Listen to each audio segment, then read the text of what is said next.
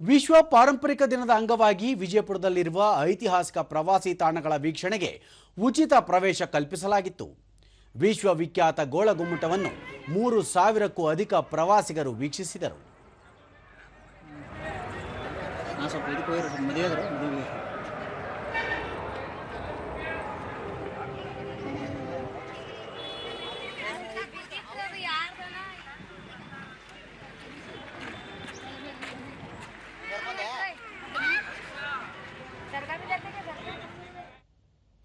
ದೂರದರ್ಶನದೊಂದಿಗೆ ಪ್ರವಾಸಿಗರಾದ ಕಲ್ಲೇಶ ಕುಟುಂಬದೊಂದಿಗೆ ಗೋಳಗುಮ್ಮಟ ವೀಕ್ಷಣೆಗೆ ಬಂದಿದ್ದು ಉಚಿತ ಪ್ರವೇಶ ದೊರೆತಿದ್ದು ಸಂತಸ ತಂದಿದೆ ಎಂದರು.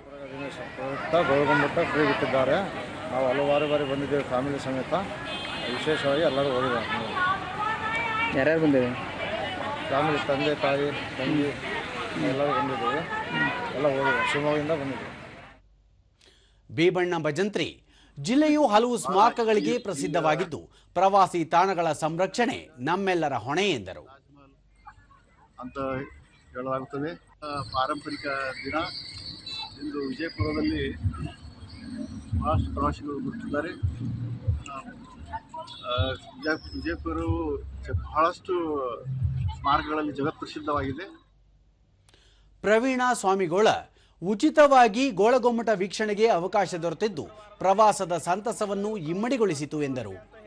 ವಿಜಯಪುರದ ಗೋಳಗುಮ್ಮಟವನ್ನು ನೋಡಲಿಕ್ಕಾಗಿ ಉಚಿತವಾಗಿ ದರ್ಶನ ಭಾಗ್ಯವನ್ನು ಕೊಟ್ಟಿದ್ದಾರೆ. ಒಂದು ಯೋಗಾಯೋಗ ಅಂತ ಸಹಿತ ಹೇಳಬಹುದು. ಇದು 2ನೇ ಸಲ ಬರೋದಂದ್ರೆ ಖುಷಿ ಆಗ್ತಾ ಇದೆ.